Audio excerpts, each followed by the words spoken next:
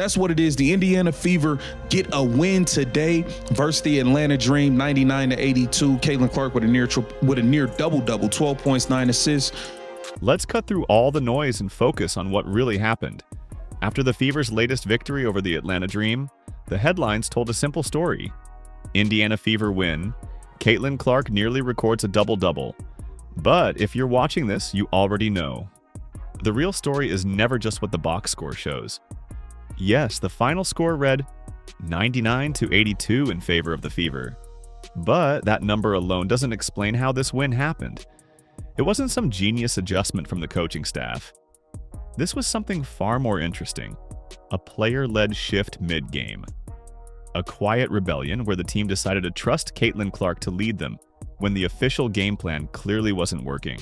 In this video, we're going to connect the dots. From a frustrated pre-game comment by a veteran teammate to what unfolded on the court that changed everything. This wasn't just a win. This was a turning point in the locker room's power dynamic. And we've got the details to prove it. This is the kind of analysis the mainstream won't show you. So if you believe in looking beyond the headlines and digging for the truth, make sure to hit that like button. Your support keeps this channel going. Now, let's rewind. The stage was set long before tip-off. The Indiana Fever had been battling inconsistency all season. Frustration was bubbling just beneath the surface. After a tough previous loss, head coach Stephanie White publicly questioned her players' desire, saying she was disappointed by what she felt was a lack of competitive fire. That's a bold accusation from a head coach. But while the coach pointed fingers, one player stepped up with a message of her own. Sophie Cunningham, known as one of this team's emotional leaders, broke ranks in a subtle but powerful way. Speaking to the media, she made it clear, "We're running out of time. This needs to light a fire under us, so hopefully you're going to see that energy shift tomorrow." To most, this might have sounded like standard post-game talk. But for those paying attention, this was much more. This wasn't just a promise to play harder. It was a challenge to the team's entire approach. Cunningham was signaling loud and clear that the status quo was no longer acceptable. Something was going to change. Her words lit the spark. The first half against the Atlanta Dream was the kindling, and sure enough, it wasn't pretty. The Fever's official game plan? Whatever it was falling apart fast. The Atlanta Dream, led by a red-hot Jordan Canada, looked unstoppable. At times, it felt like they might run the Fever right off their own home court. Barrage by Jordan Canada, who had 26 points in the first half. Let's take a step back and really look at what happened. Jordan Canada, a player averaging just under 9 points per game over her career, lit up the scoreboard for 26 points in the first half alone. She knocked down 6 three-pointers with ease, and the Fever's defense looked completely overwhelmed. There was no answer for her. The defensive schemes were falling apart, and the energy the coach had called for simply wasn't there. Indiana looked disconnected, reactionary, and lacking any sense of control. By the time the halftime buzzer sounded, the truth was clear on the scoreboard. Fever 40, Dream 45. They were losing, not just because of execution, but because the entire system in place simply wasn't working. And this is where the real story begins to split from the headlines. For the players sitting in that locker room, trailing at home after one of their teammates had publicly demanded change, this moment felt like hitting rock bottom. It was undeniable proof that Sophie Cunningham's warning had been right all along. The coaching strategy had been given a full 20 minutes to prove itself. And it had failed. Miserably. Something had to change. And fast. But that shift wasn't going to come from another play scribbled on a whiteboard. The fire Sophie Cunningham had promised wasn't about tactics. It had to come from within the players themselves. And that leads us to the halftime meeting. The one moment that quietly changed everything. We don't have a transcript of what was said behind those closed doors, but honestly, we don't need it.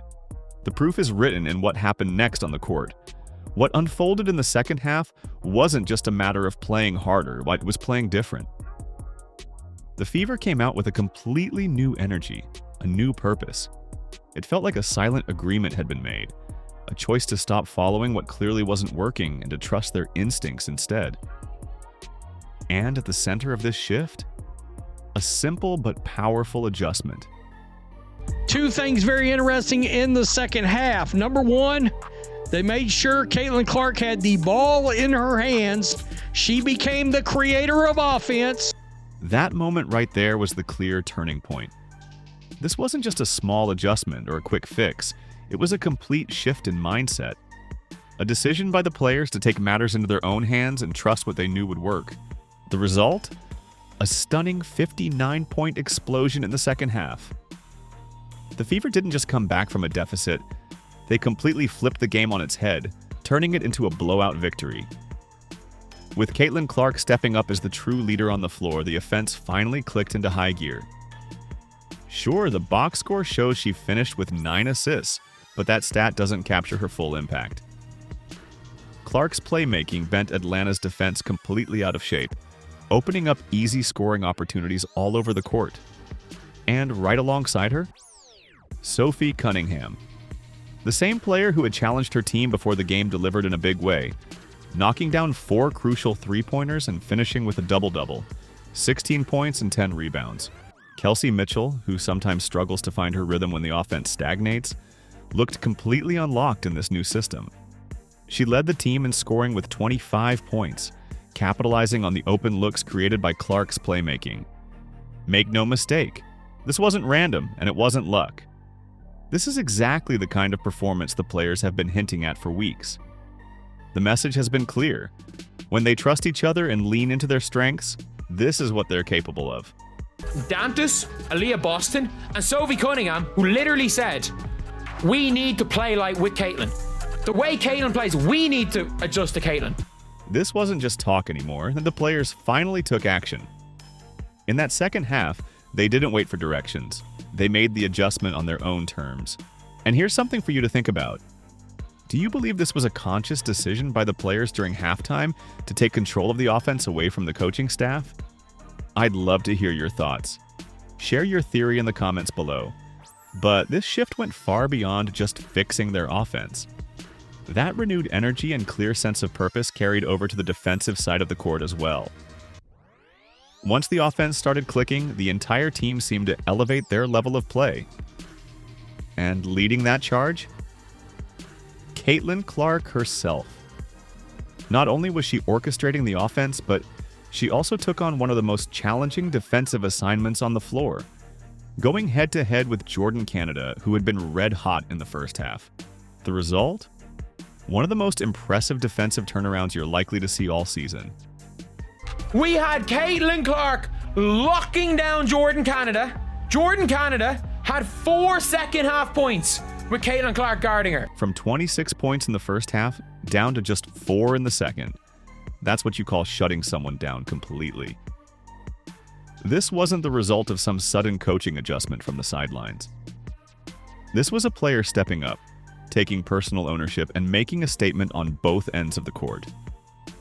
Caitlin Clark embodied exactly the kind of competitive fire the team had been accused of lacking. This was leadership in its purest form. And when your leader sets that tone, the rest of the team naturally follows. Defensive rotations tightened up, closeouts got faster, and suddenly Atlanta, a team that had been playing with confidence, looked lost, completely out of sync. And if you're looking for proof beyond just what you saw on the court, the numbers tell the real story. In the second half, with this player-led approach fully in motion, Caitlin Clark posted a plus-minus of plus 118. The Fever as a team recorded 27 assists on 35 made shots, a remarkable 77% assist rate. That's the statistical fingerprint of a group playing connected, unselfish basketball. The kind of chemistry this team had been missing for most of the season finally seemed to click into place. You could feel it building, possession by possession, a sense of momentum, of inevitability. Once that started clicking, the Fever ran away with things. Sophie Cunningham was everywhere. Clark had it going with Aaliyah Boston again. Kelsey Mitchell was cooking. And all of a sudden, you look up and the Fever are lighting up the scoreboard. This is what happens when a team is finally allowed to play to its true strengths. The evidence couldn't be clearer. The players recognized the problem, took matters into their own hands, and the outcome on both sides of the court spoke volumes. This wasn't some lucky break. This was a blueprint for success. A clear example of what happens when the right adjustments are made at the right time. And now, this victory leads us straight to the bigger, more uncomfortable question facing Indiana's front office. What does this mean for head coach Christie Sides? This conversation isn't new. It's been quietly building for weeks across fan forums and social media. The frustration from Fever supporters has been growing louder. Many have pointed out that Sides' current system just doesn't seem to maximize Caitlin Clark's generational talent. And now, after a game where the players clearly abandoned the structured plan in favor of trusting their instincts, and dominated because of it, it becomes harder than ever to justify going back to the old ways. How does a coach maintain control when the players just offered 24 minutes of undeniable proof that their approach works better? As great as this win was, it may have put the coaching staff firmly on the hot seat. This wasn't just another game to tick off the schedule, it felt like a turning point. Sparked by a teammate's public challenge before tip-off, the Indiana Fever players took ownership of their future. That halftime shift wasn't just about X's and O's, it was about reclaiming their identity. They put their trust and the offense in Caitlin Clark's hands, and by doing so, they didn't just defeat the Atlanta Dream, they proved something bigger. Caitlin Clark isn't just part of the system. She is the system. But now, we want to hear from you. What's your take on this situation? Was this just a one-off rebellion sparked by frustration? Or have the players quietly taken control of the team's offensive identity for good? If you enjoy this kind of deeper analysis that digs beneath the headlines, be sure to hit that subscribe button and turn on notifications so you never miss our next breakdown. And if you know someone who loves dissecting these stories as much as we do, share this video with them. Let's bring them into the conversation.